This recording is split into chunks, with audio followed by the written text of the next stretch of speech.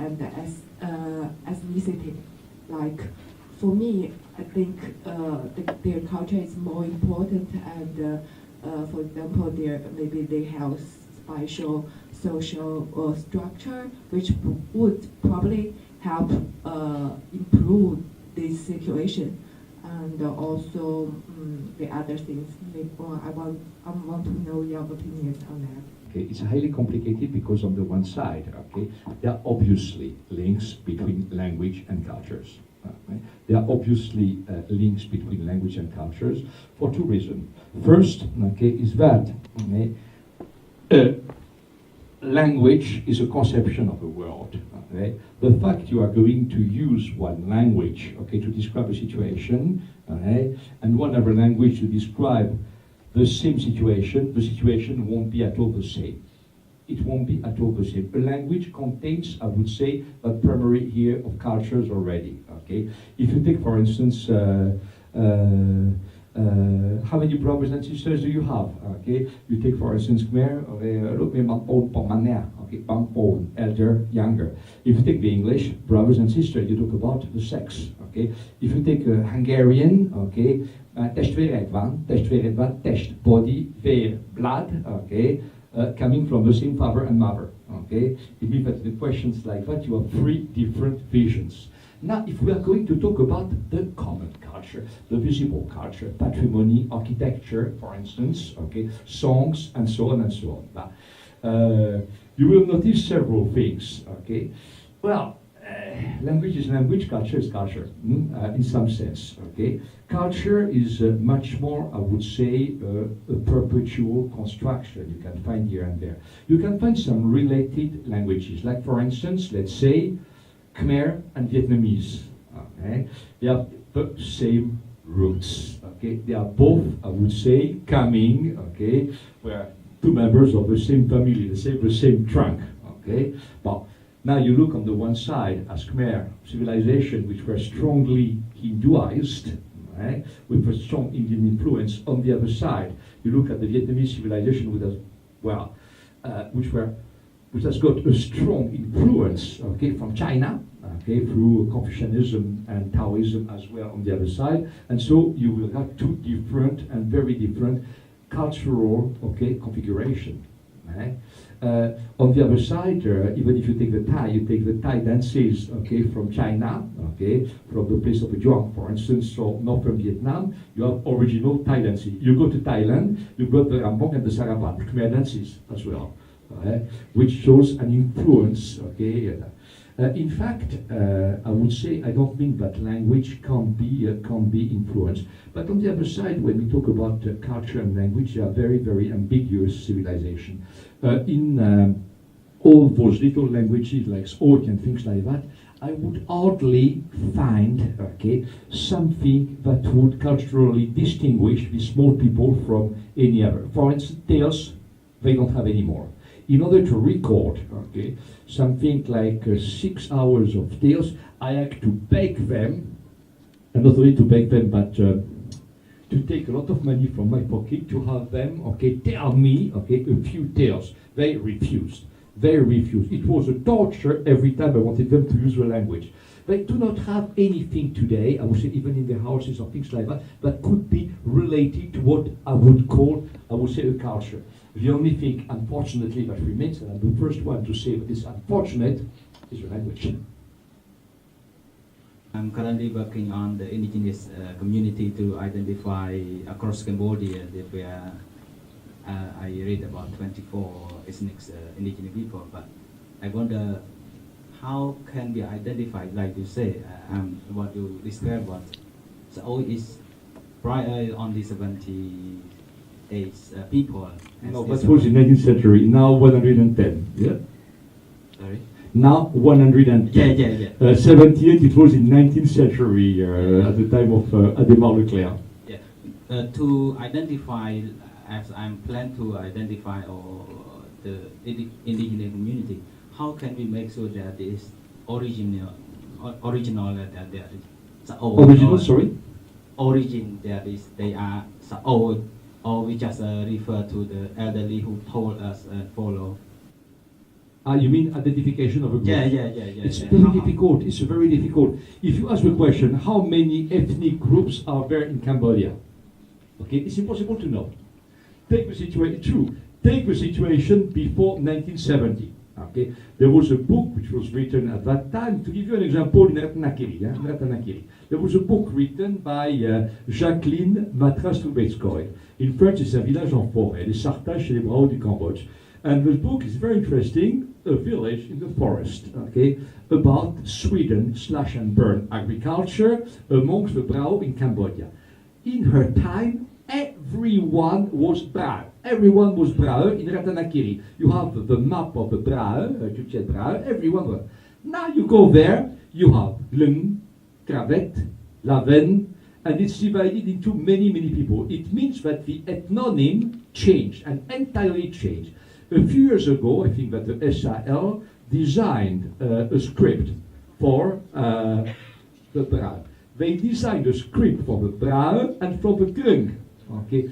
In fact, personally, I consider that there is not much difference between the Krung and the Brah. And when you compare, I would say, from a dialect point of view, all these so-called different language, okay, they created in a very arbitrary way languages. They will tell you, okay, they will tell you that in Phnom Penh, 15 years ago, 10 years ago, they organized meetings.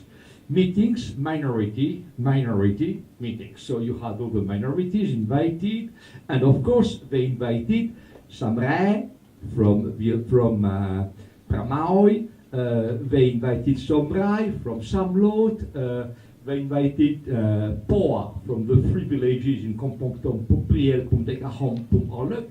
They invited all of them, and of course these people met. And of course, my informer told me, we speak the same language. And I say, what? I can tell you, I am absolutely sure, but 100% sure, that I would have taken him there to have it. Although the two languages are very related, they would not have understand each other. This I know. Okay, I know 100%. We have to separate, and that's culture, by the way. Yeah, we have to separate the cultural idea a person have about its own language, okay, to the reality of the language. I think, for instance, that in order to distinguish minority languages or people, we have two ways. The first one, of course, is to use the ethnonym. Okay, if you use the way they designate themselves, you may have something like 200 different minorities in Cambodia, not less. Okay, if on the other side you use the language, okay, you may more or less, I would say, get something like, to be serious, let's say something like 30 different groups, Chinese included, different Chinese languages included, the Cham and so on, the Chi as well. Then you have something like 30 different. But it's not a clear situation. It's not clear. I give you an example, a funny example. You have the map of Europe, okay? You see a language like French on the map. You see a language like Italian on the map. French and Italian are different, okay? Now, let's suppose you start from southern Italy and you go up little by little, one village, you will cross the border from France, one village, and you will go inside France without noticing the difference. Okay? It's called the dialectal chain. Okay? The dialect chain is meant that if you take, for instance, Khmer language spoken, okay, in Klang, Sokchang in Vietnam, now, and if you compare to Khmer language spoken in Surin, for instance, I would say that the first contact between the two speakers may be a bit difficult. Okay, tell me if I make a mistake. I don't think they would understand each other. Okay, I don't think they would understand each other immediately. But if you go from village A to village B, B from C, C to D, and so on, you will arrive to have intercomprehension.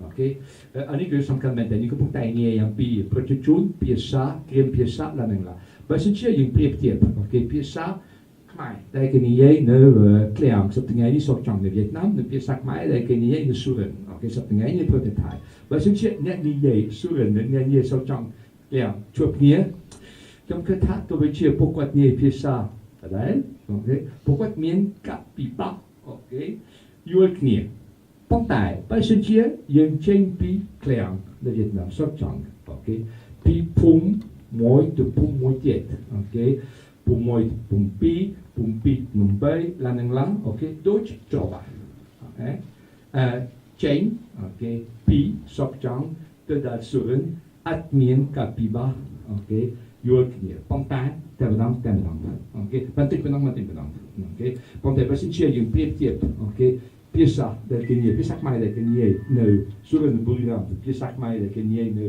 เคลียงเด็กปัจจุบันยินเปรียบกับเนี่ยทอมแมนโอเค this is an example. I would say it's very difficult to Piba man go from down. Okay, go from down. It's very difficult to draw a border between the language and where it stops. It's possible between, for instance, Khmer and Thai, Khmer and Vietnamese. But in many cases, ខ្ញុំអាចឈ្មោះសិតពើសំណាងជានិស្សិតសាកលវិទ្យាល័យភូមិន្ទសិល្បៈផ្នែកបារាំងជាឆ្នាំទី2ខ្ញុំចង់សួរលោកគ្រូចំនួន3សំណួរទី1សួរថាតើទំនៀមទម្លាប់ប្រពៃណីដែលលោកគ្រូបានទៅស្រាវជ្រាវរបស់នៅជនជាតិស្អូចហ្នឹងតើស្អូចនៅដល់សប្តាហ៍ហ្នឹងតើទំនៀមទម្លាប់អីខ្លះដែលពួកគាត់នៅធ្វើ បើសិនជាប្រៀបធៀបប្រពៃណីស្អូចអូខេត្រូវបានពណ៌នាដោយអដេម៉ារក្លែហ៎ពីព្រោះអដេម៉ារក្លែបានសរសេរជាពើទាំងស្រុងហើយអំពីជនជាតិស្អូចកន្លែងគាត់ពណ៌នាពីប្រពៃណីទាំងណាបើសិនជាយើងប្រើអត្ថបទនេះអូខេឧទាហរណ៍ខ្ញុំសួរទៅមនុស្សទាំងណាអូខេប្រពៃណីនេះមុនពេលដែលគេកប់ខ្មោចអូខេមុនដំបងគេប្រើអូខេប្រេងដងនៅលើក្បាលឡើងអត់ធ្វើទៀតទេយើងអត់ធ្វើទៀតទេប្រពៃណីទាំងណាបាត់បង់ហើយចង់សួរថាតើសប្តាហ៍ហ្នឹងស្អូចរស់នៅដោយមានការគ្រប់គ្រងត្រឹមត្រូវអត់មនុស្ស110នាក់មានតាមពិតមេឃុំខ្មែរ Nice question right now. Yes, of course, obviously, masses of quantities of Khmer was lowered by these languages, no question about it. But we historical linguists, we go back thousands of years. And if you're willing to do that, if you go back several centuries, then you find that there actually are a few Archaic words in Khmer. Very few, and they're hard to find, but there are a few. For example, the Khmer word "ch'an," cooked. Something is cooked, ch'an. It is a very well-known Austroasiatic word. It's all over the place. It never has a glottal stop in the middle. It doesn't have an sound. Only in Khmer. Everywhere in the family, the word is Jin, Jan, something. Never ch'an. But it is always there in Archaic. This is a Archaic word in Khmer. I will tell you. Okay, that's okay.